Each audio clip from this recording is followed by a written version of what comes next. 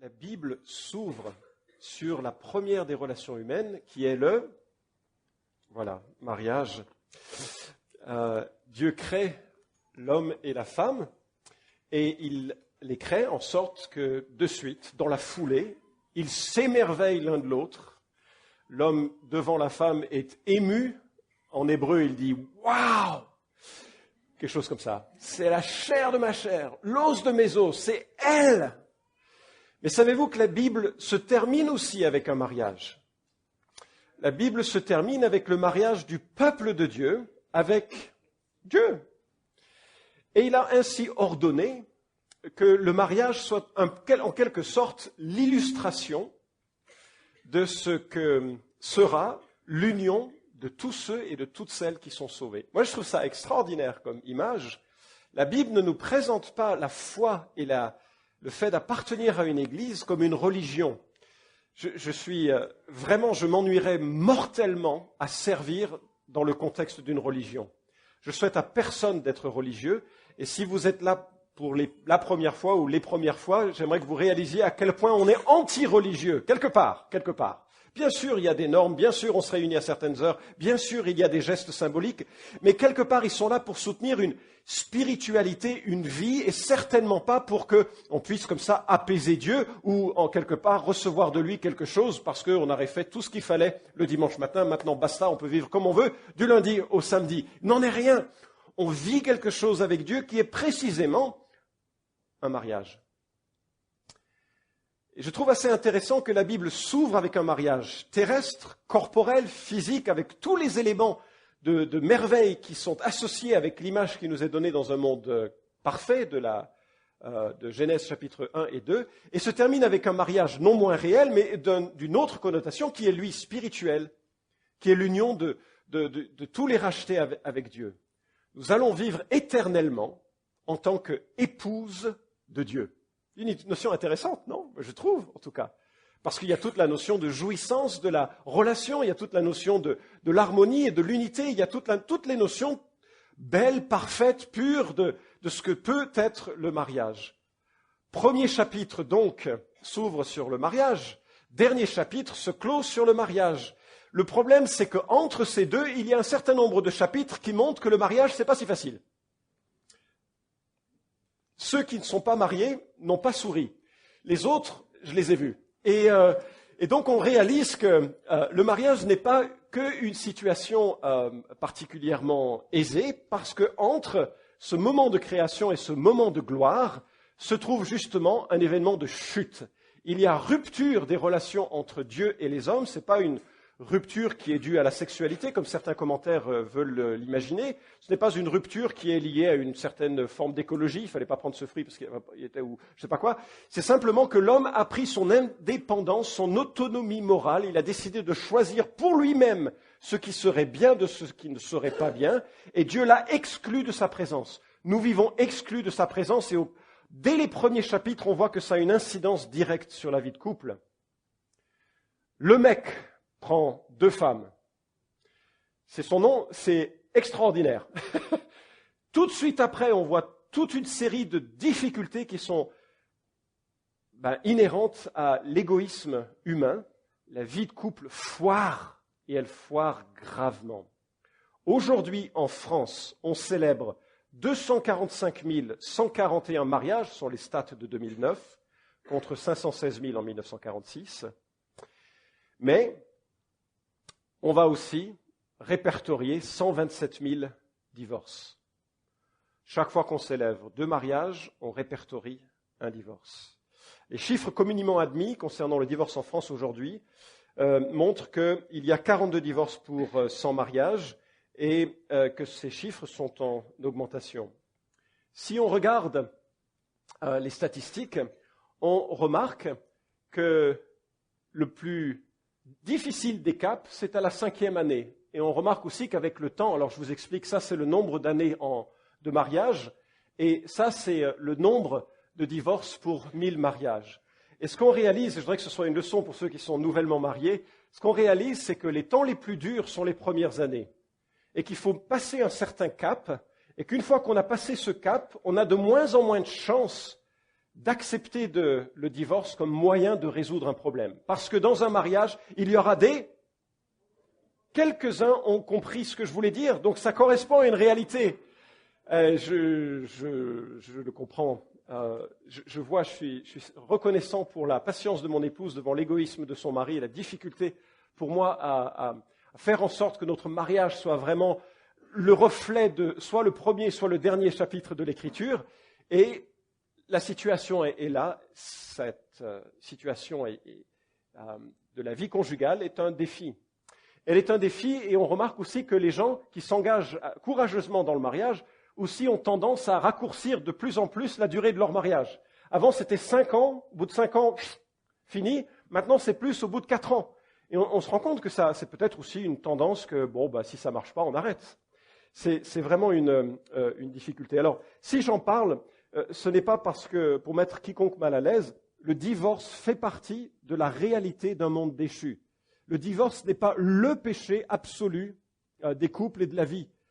Le divorce, il est régulé par l'Écriture parce que ça fait partie de situations qui peuvent arriver et que la Bible encadre. Les anciens ont travaillé sur une politique par rapport au divorce pour essayer de comprendre un peu qu'est-ce que la Bible dit à ce sujet, parce que c'est toujours des situations un petit peu délicates, mais qui nous a aidé un peu à réaliser ce que la Bible enseigne à ce sujet.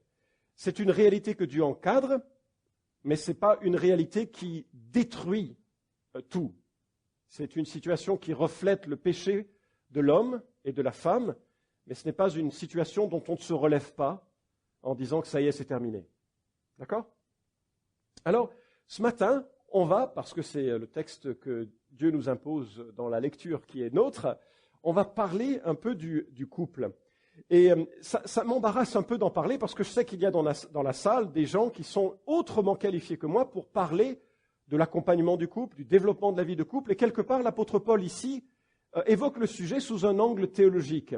Mais ce que je voudrais, c'est poser un certain nombre de bases bibliques pour permettre de réaliser ce que c'est, selon Dieu, la perspective d'une vie de couple, en sachant que dans les 3 heures de message qui vont suivre, je ne dirai pas tout de ce qu'il pourrait être dit sur ce sujet. Alors j'aimerais faire un survol avant d'arriver à notre texte. J'aimerais faire un survol avec des questions un petit peu ouvertes sur ce qu'est le mariage. Est-ce que le mariage est une institution un peu vieillotte ? Ce qu'on entend parfois, la réponse est non, bien sûr. C'est Dieu qui est créateur, inventeur du mariage. Genèse chapitre 2, il dit, c'est pourquoi l'homme quittera son père et sa mère. Quittera, hein ? Voilà. Et il s'attachera à sa femme. On va faire comme avec les enfants, des gestes, comme ça, couper, attacher, voilà. Et ils deviendront une seule chair. Et puis, on remarque donc que le mariage, c'est une rupture de dépendance à l'égard de la famille d'origine, dépendance émotionnelle, dépendance matérielle. C'est une vraie rupture qui est donc sans tache de certaines larmes, mais qui est nécessaire et qui doit être encouragée par tout l'environnement, qu'il soit de famille italienne ou de famille corse ou de famille française ou de famille suédoise ou africaine, américaine, peu importe, qui doit être encouragé par la société, encouragé par l'Église, et en même temps pour que les deux puissent former un couple unique qui correspond à ce qu'ils sont 2 êtres unis maintenant. Il y a alors le développement d'une relation en tout point intime, une relation qui est humaine, qui est sexuelle, qui est spirituelle et qui est normalement pour l'existence. Alors la deuxième question qui se pose généralement, c'est on fait comment pour trouver son conjoint ? Pour certains d'entre vous, vous pouvez ne plus écouter, c'est fini, mais pour d'autres, ça les concerne et c'est intéressant comme question. Et moi, ce que je remarque, c'est qu'il y a un certain nombre de chrétiens qui se posent la mauvaise question. Ils disent à Dieu, Dieu, qui est-ce que je dois épouser ? Vous savez quoi ? Il l'a déjà dit. Il l'a déjà dit. Il l'a dit dans les pages de l'Écriture. Parce qu'à partir du moment où on respecte les clauses morales de ce que la Bible donne pour le mariage, on est alors responsable du choix que l'on fait. Personne ne peut se marier parce que Dieu lui a dit de se marier. Personne ne peut se cacher dans sa responsabilité. Dieu nous a dit de nous marier, on était donc obligés. Non. Vous choisissez votre conjoint et c'est votre choix que Dieu va accompagner. Et alors, quand on parle de ceci, je vois 5 impératifs moraux de l'Écriture qui fait que si vous êtes dans ces 5 impératifs, vous êtes dans la volonté de Dieu. Et la première des choses, c'est que les conjoints sont un homme et une femme, mûrs de familles différentes. Voilà. Donc déjà, posez-vous la question en ces termes-là. Est-ce que ça veut dire que si on a des attractions différentes ou si on a des attractions, vers un membre de sa famille, ou homosexuel ou autre. Ça fait partie de la réalité qu'il faut parfois gérer en tant qu'être issu d'Adam, pécheur donc, et ce sont des choses qu'il faut réaliser devant Dieu, gérer devant Dieu, avec l'aide de personnes qui peuvent faire un chemin de guérison, parce que Christ reconstruit ce que le péché a déconstruit ou peut-être jamais construit en nous pour X raisons. Deuxièmement, les conjoints s'engagent pour l'amour. Ça semble idiot de le dire, hein. On ne se marie pas par devoir, quel que soit le devoir. Pression familiale, pression de l'Église, pression de je ne sais quoi, pression morale. On se marie par amour. Dieu est pour l'amour. On écoute avec Laurie une série de prédications sur Cantique des Cantiques. C'est un livre finalement très intéressant, très romantique, très plein de charme. Et il y a un moment donné où il y a un commentaire sur l'union du couple au moment où il y a mariage. Et le prédicateur faisait la remarque qu'on ne sait pas d'où vient ce commentaire. Le commentaire dit en gros, et c'est spontané, c'est pas dans mes notes, mais il dit en gros, ah c'est super. C'est pas comme ça, hein, mais comme quelque chose comme ça dans la Bible. Et on se dit, c'est qui dit ça? Je sais, il ne faut pas le dire comme ça, mais qui dit ça? Et le prédicateur disait, il y a deux solutions. Soit ce sont les amis des mariés, et je les vois mal rentrer dans la chambre à coucher la nuit de mariage en disant, c'est vraiment génial. C'est pas très biblique comme expression. Ou bien c'est Dieu qui dit, mais vous m'honorez par l'union qui est vôtre.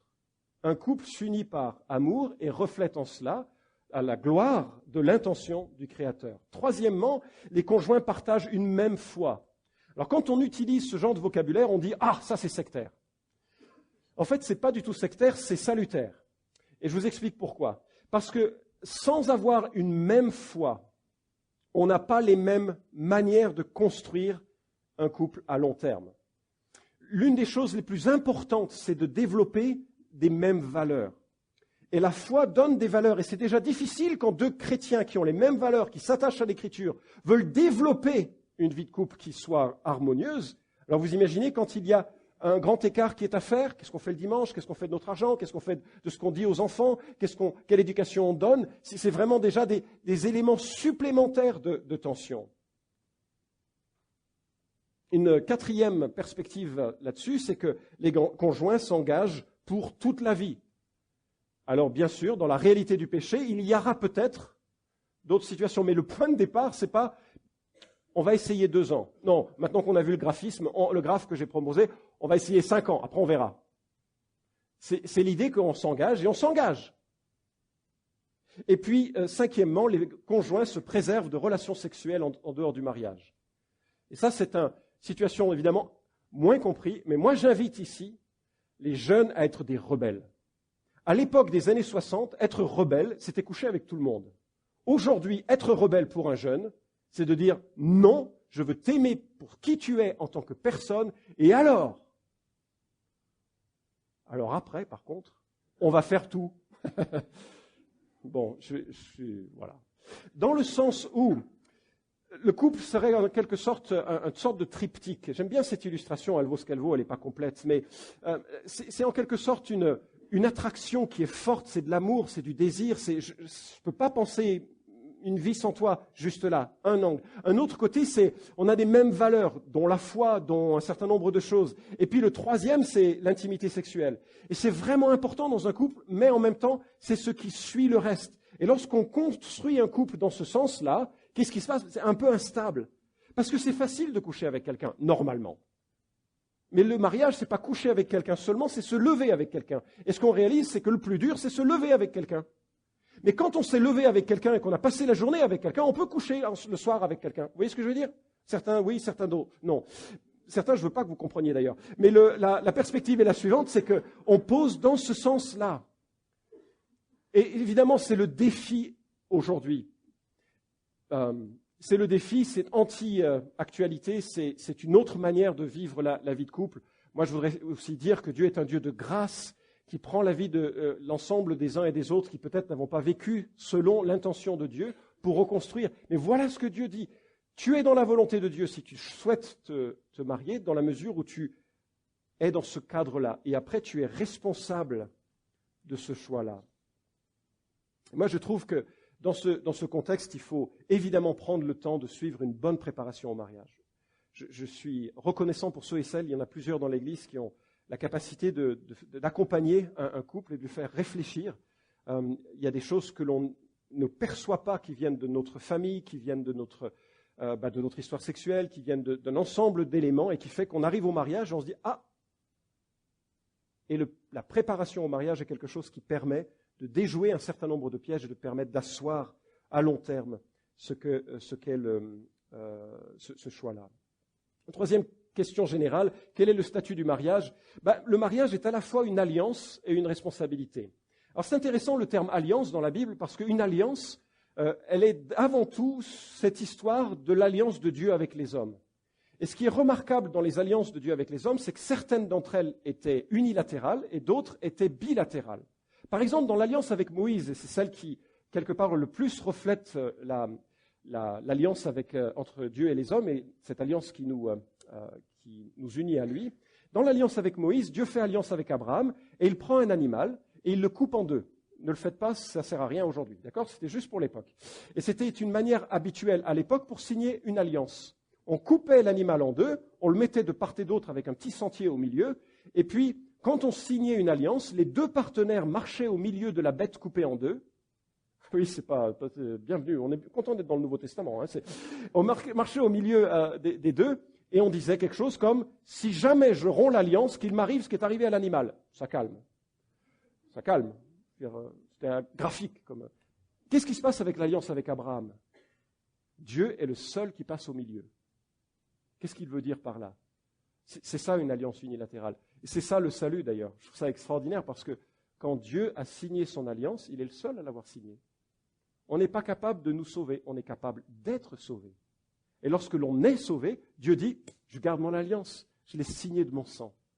Donc une alliance, ça pouvait avoir un aspect unilatéral ou ça peut avoir un aspect bilatéral. Et lorsque la Bible parle du mariage comme d'une alliance, il faut y voir cet élément, quelque part, c'est bilatéral.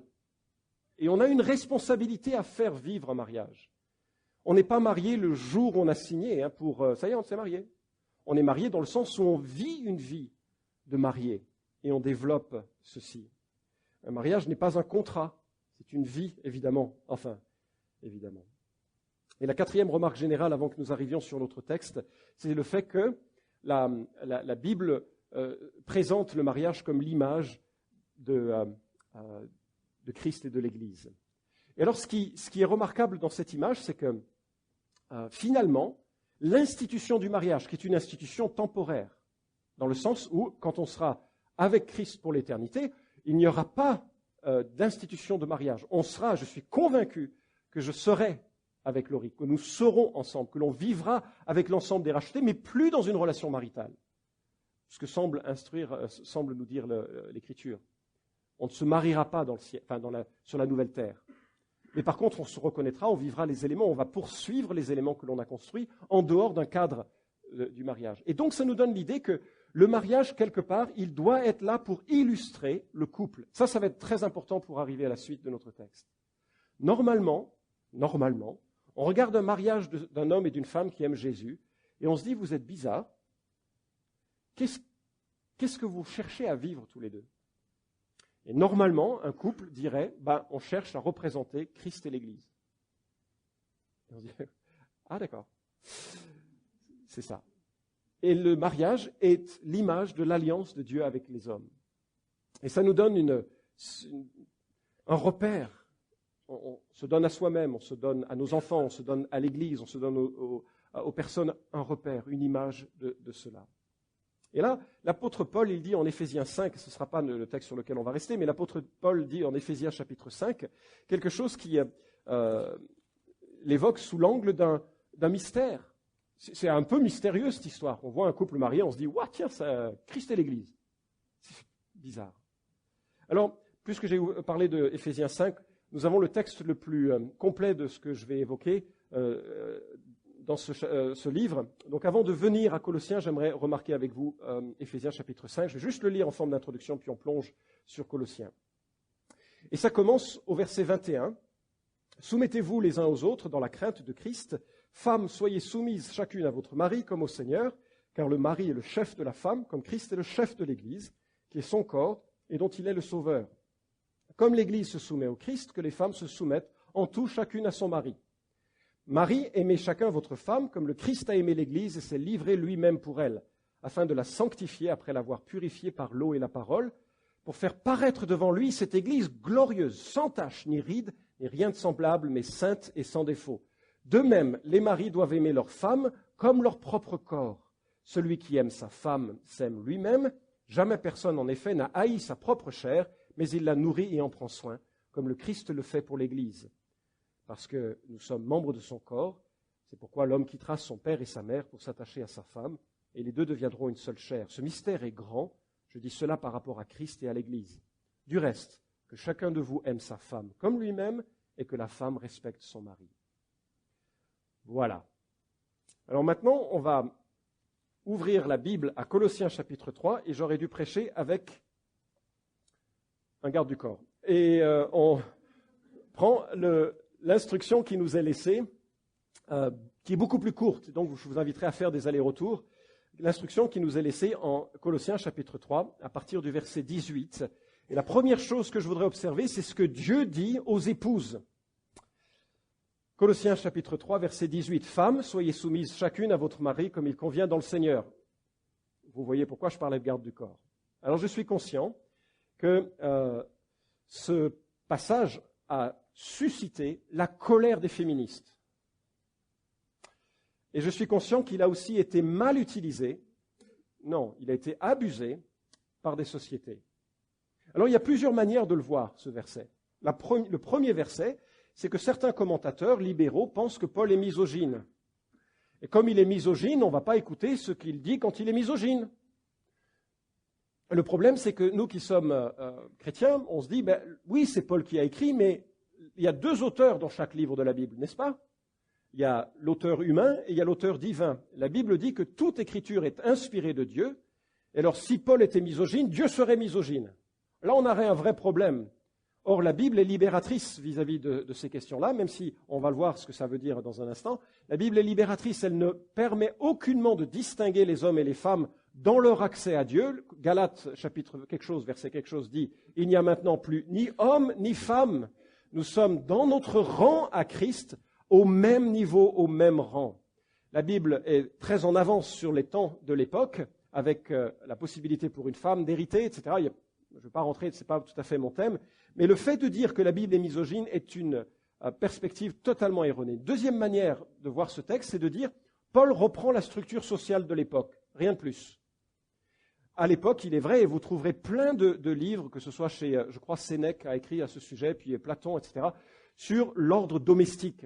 Parce qu'il y avait l'idée que la maisonnée était vraiment, la maisonnée, le père, la mère, les enfants, et puis parfois des serviteurs, des esclaves. Enfin, la maisonnée était l'unité principale de la société, qu'il fallait que ça fonctionne bien pour que la société fonctionne bien. Et certains commentateurs disent, Paul, en fait, il veut rien changer. Il prend ce qui est à l'époque, et il dit, voilà, si vous êtes chrétien, vous devez faire bien comme les gens de l'époque. Parce que si vous faites bien comme les gens de l'époque, on va dire, franchement, c'est chouette d'être chrétien. Mais traduisez aussi que donc, aujourd'hui, je peux vivre, non pas ce commandement, mais ce qui serait bien de vivre aujourd'hui, avec une autre perspective sur la vie de couple. Et c'est vrai que la Bible a des éléments qui sont culturellement marqués, mais c'est quand même osé de pouvoir dire alors quels sont les commandements qui sont simplement éthiques d'un moment, prenons certains sur la sexualité par exemple, et les commandements qui seraient éthiques pour toujours. Donc vraiment, je pense que c'est une piste dangereuse et qui ensuite risque de faire qu'on prendra du blanc correcteur dans un certain nombre de passages de la Bible. Une troisième attitude erronée consiste à étendre ce que dit Paul ici à l'ensemble de la vie sociale. Vous avez remarqué qu'il est ici question des épouses, en aucun cas des femmes. La société n'est pas structurée sur ce verset. Il est question ici du couple, pas de la société. Enfin, une quatrième attitude viserait à faire, et ça je crois c'est ce qu'on trouve le plus, c'est détestable, faire de ce verset le verset de la vie de couple. Enfin, d'ailleurs c'est souvent ceux qui le mettent en avant comme ça qui oublient le verset qui suit. Hein. Mais ça on y reviendra. Et non, la vie de couple elle ne se résume pas à cela. Quelque part l'approche de Paul ici elle est théologique, mais il pose un fondement, et même si ce fondement a été mal compris et mal appliqué, je ne peux pas, en tant que serviteur de la Bible, dire autre chose de ce que la Bible enseigne. Ce n'est pas parce que des gens ont maltraité à tort qu'on peut dire, alors donc on ne va pas écouter ce que ce verset nous dise. Alors qu'est-ce que ça veut dire? Premièrement, le verbe n'est pas léger, on ne peut pas l'atténuer, c'est ce que je veux dire. Deuxièmement, le verbe n'induit aucunement une notion de rang. Quand on pense à soumission, on pense à quoi? Alors on peut penser à des perversions qui sont d'un autre ordre, qui n'ont rien à voir avec le texte, ou on peut penser à une sorte de subordination. Or, ce n'est pas le cas. Par exemple, Jésus a dit, il utilise le même verbe, il était soumis à ses parents, qui était le plus grand des deux? Le Fils est soumis au Père, quel est le plus grand des deux? Il n'y a pas de rang, il y a une fonction. Et ça, c'est une piste qui nous permet de comprendre qu'il ne s'agit pas de placer l'un au-dessus de l'autre, mais de voir une complémentarité au sein du couple. Il y a des fonctions différentes dans un couple marié. Une manière de fonctionner, ou plutôt, je crois que ce serait même mieux, une posture différente au sein du couple. Et enfin, ce verbe-là touche quelque part toute la communauté. Éphésiens 5, 21 commence « Soumettez-vous les uns aux autres dans la crainte de Christ ». Quelque part dans mon couple, il y a des domaines où je suis soumis à mon épouse. C'est biblique. Et donc, on est toujours dans une relation de soumission mutuelle qui prend une connotation particulière dans l'expression du couple de façon générale. Alors, quand on parle comme ça, il y a des gens qui disent, et ils ont raison de poser la question, si mon mari me bat, est-ce que je me soumets? La réponse est très simple. En aucun cas. En aucun cas. D'abord, s'il y a ce genre de situation, vous pouvez employer tous les moyens de la loi, vous devez employer tous les moyens de la loi pour que cela cesse. Si vous avez besoin de l'aide des responsables de l'Église, nous devons être au courant. Enfin, non. Nous pouvons être au courant pour vous accompagner, vous protéger, vous encadrer, vous orienter vers ce qui... Il n'y a absolument rien de tout ça dans ce verbe-là. On est d'accord? J'espère. D'ailleurs, c'est une chose, si un homme se comporte mal dans un couple, il est tout à fait possible pour l'épouse d'employer le processus que Matthieu 18 demande, qui est de reprendre son frère pour son péché. S'il refuse d'écouter son frère, son mari, qu'il prenne 2 ou 3 témoins, enfin 1 ou 2 témoins, et s'il refuse d'écouter les 2 ou 3 témoins, qu'il dise à l'Église, et enfin qu'on le considère comme un païen et un péager, c'est-à-dire qu'il doit être exclu de l'Église, ce qui ouvre la voie au divorce légitime et au remariage. C'est ma conviction, c'est expliqué dans le document, c'est la conviction des anciens. Quelqu'un qui met en danger la vie du couple et l'intégrité d'une autre personne s'expose aux disciplines de l'Église. Dans un autre registre, certaines personnes qui disent « Alors, si mon mari n'est pas sympa, bon, on peut faire plein de si et puis ça, et puis je pense qu'il ne s'agit pas de répondre à toute cette casuistique, parce que ça ne marchera pas, on n'aura d'ailleurs pas le temps de le faire, on est déjà un petit peu en retard, mais je pense à l'attitude exemplaire d'Abigaël dans l'Écriture devant Nabal. Vraiment un idiot, cet homme. Vous connaissez l'histoire, sinon revisitez-la, elle est très édifiante. Et je trouve une noblesse de caractère. Et il n'y a pas de réponse précise, si n'est que de voir en cette femme quelque chose de remarquable. Bon. Tout ce que la Bible dit pour une épouse n'est pas là dans un verset, ok? Paul parle aux Colossiens en réduisant un certain nombre en prenant certains résumés, aussi peut-être parce que c'était un problème dans la vie des Colossiens, mais il y a plein d'autres choses à lire sur ce qu'est l'identité féminine avec sa beauté, sa force de l'influence, comme le montre 1 Pierre chapitre 3, comme le montre Genèse chapitre 2. Il y a toutes les qualités qui sont mises en avant, Proverbe 31. Il y a toute la tendresse d'un homme et d'une femme avec Cantique des Cantiques. Il y a toute l'initiative que peut prendre une femme, même vis-à-vis du mariage avec Ruth. Il y a toute une série de passages qui complètent ce que la Bible dit et que nous voyons ici en quelques minutes. Alors si, messieurs, vous avez donné des coups de coude à celles qui vous êtes à côté, on va changer maintenant l'ordre et on regarde avec le verset 19. Marie, aimez chacun votre femme et ne vous aigrissez pas contre elle. Le couple est une pièce à 2 côtés, un homme, une femme, enfin bon voilà. Et il est rare qu'une situation puisse se vivre sur les épaules d'une seule. C'est une manière de fonctionner, c'est une manière d'être. Paul est sage pour ne pas isoler l'un de l'autre. Et si la posture et l'attitude de respect est choisie par l'épouse, la posture et l'attitude que doit choisir le mari, c'est celle de l'amour. De l'amour. Et le verbe agapao ne laisse non plus aucun doute sur sa force. C'est pas aimer simplement émotionnellement. C'est le verbe qui utilise tout de notre être. C'est aimer de tout ce que l'on est. Pas vraiment de tout son cœur, il n'y a que Dieu que l'on peut aimer comme ça quelque part, et c'est comme ça que que Jésus oriente ce commandement principal, mais quand même que tout l'être est impliqué dans l'expression de cet amour. Et on peut remarquer un parallèle, de la même manière que la soumission en quelque sorte fait partie de l'expérience chrétienne, l'amour fait partie de l'expérience chrétienne.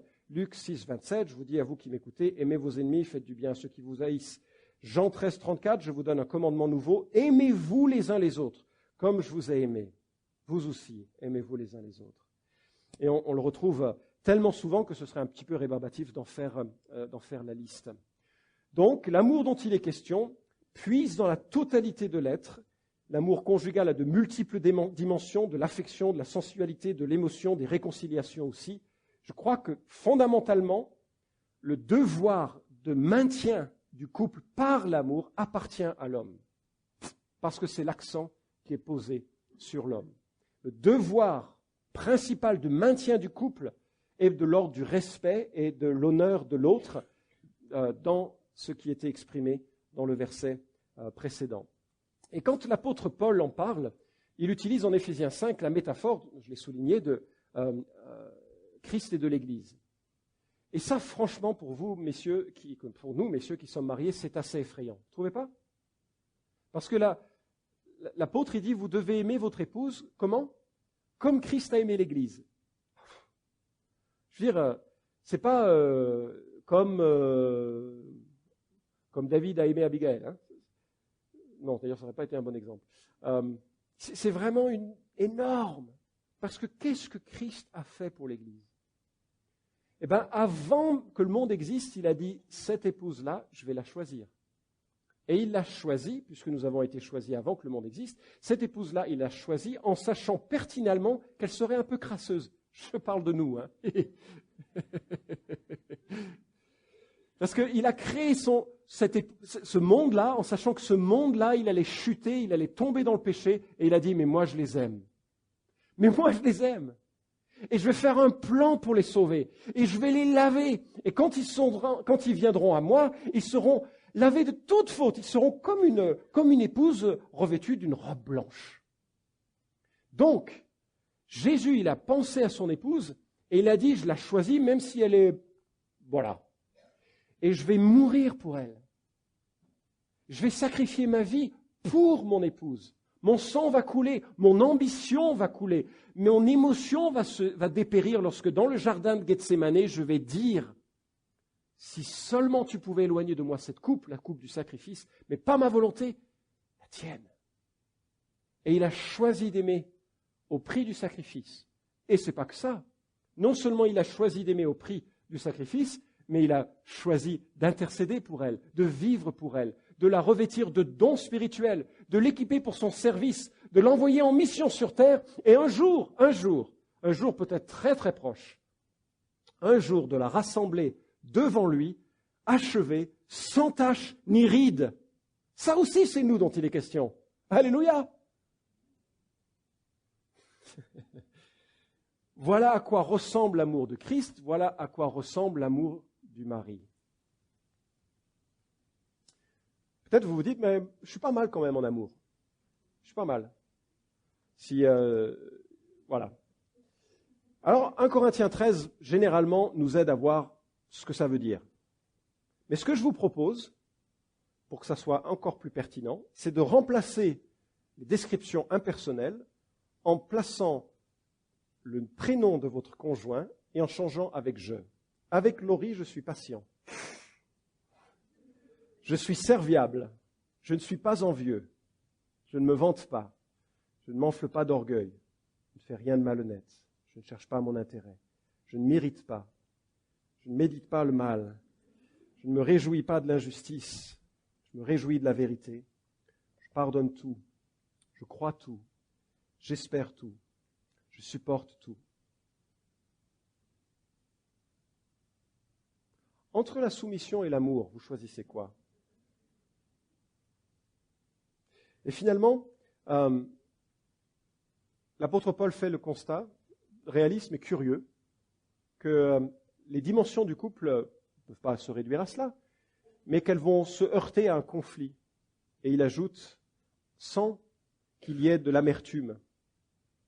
Sans qu'il y ait de l'amertume. Ne vous aigrissez pas contre elle, un mot qui évoque le vinaigre, qui évoque le fait de ne pas pardonner. Alors, on va terminer avec, en prenant un petit peu de hauteur sur ce qui a été dit, et puis on va quelques remarques. Je me dis que c'est intéressant que Dieu ait ouvert la Bible sur un mariage et les clos sur un mariage, qu'entre-temps on ait la notion de la chute. Et je me dis que le premier objectif du mariage, c'est vraisemblablement la sainteté, la gloire de Dieu et la sainteté.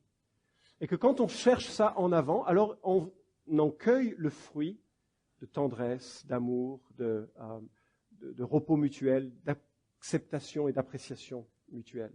À partir du moment où le couple est vécu comme une fin en soi, il est difficile à vivre. Parce qu'il n'y a rien qui, fondamentalement, comme toute expérience humaine, va être capable de nous satisfaire pleinement. Il n'y a que Dieu qui peut satisfaire pleinement. On peut faire du couple une idole, on peut faire d'ailleurs de plein de choses une idole. Et le but du couple, c'est de nous accompagner pour rendre plus facile certains aspects de la vie, parce qu'il y a tellement de bénédictions associées. Mais qu'associé à cette bénédiction, il y aura aussi des frictions qui font qu'on va apprendre à se pardonner l'un l'autre, on va apprendre à refléter l'amour de Christ, etc. Alors, question se pose, qu'est-ce qui bloque pour que nos couples reflètent cette simplicité selon ces deux axes? Je ne sais pas, Dieu sait dans nos cœurs, mais je vous encourage en tout cas à ne pas laisser une situation pourrir, mais à demander auprès de ceux qui peuvent accompagner de quoi nourrir le couple pour qu'il prenne des racines plus profondes. Le psychothérapeute du nom du docteur Gottman dit que, en référence à une image de l'Écriture, les 4 cavaliers de l'Apocalypse du mariage sont les critiques, le mépris, la susceptibilité, le fait d'ériger ou d'imposer des murs. Et je me dis, c'est un bon résumé de ce qui peut être un blocage. Il y en a tellement qui peuvent l'être, et j'espère que vous aurez le courage, l'ambition, le désir d'en parler ouvertement, de pouvoir chercher là où il faut pour embellir la vie de couple. Et là-dessus, je m'arrête et je vous invite à prier pendant que l'équipe musicale revient sur l'estrade. Juste avant qu'on prie, une remarque que j'avais oubliée qui est vraiment importante. Aucune morale de l'Écriture ne tient sans une relation à Christ. D'accord ? Si vous avez suivi la série sur Colossiens, vous avez remarqué que les 2 premiers chapitres sont théologiques pour ancrer quelqu'un dans une vie avec Dieu. Et les 2 derniers chapitres sont pratiques, concrets, pour mettre en pratique cela. Il serait totalement stérile si, en tant que non-chrétien, vous essayez de vivre ces éléments-là. Ça ne marche pas, ce n'est pas ça le couple. Il faut d'abord vivre une relation avec Christ qui donne du sens. Que mon mariage reflète Jésus et l'Église. Donc si vous n'êtes pas encore en Christ, l'invitation elle est lancée chaque dimanche. Soyez réconciliés avec lui. Dieu a fait le pas. Il est celui qui a racheté les hommes et les femmes de toute nation pour qu'ils soient sauvés. Ce n'est que de cette posture de personnes sauvées, équipées du Saint-Esprit, que je peux espérer être renouvelé et faire un pas de plus. Seigneur mon Dieu, je suis conscient que le mariage est la merveilleuse institution que tu as créée et que très souvent nous l'avons abîmée par nos fonctionnements, nos péchés, notre égoïsme, notre dureté. Seigneur, je ne sais pas les situations de couple que nous vivons dans cette Église, et je prie pour que tu mettes le doigt sur les éléments qui peut-être permettraient à chacun d'entre nous mariés de faire un pas de plus dans l'intimité. Tu donnes le courage de regarder les choses en face et d'avancer. Je prie que tu viennes pardonner les péchés qui sont nôtres et qui empêchent peut-être de progresser. Je prie que tu renouvelles en nous cet esprit bien disposé qui vient du Saint-Esprit. Seigneur, on a vraiment besoin que tu prennes la place de Seigneur et de Maître dans nos couples et dans nos foyers. Et nous te remercions, Seigneur, que c'est ton désir et ton intention, et on prie que tu nous accompagnes maintenant dans le nom de Jésus. Amen.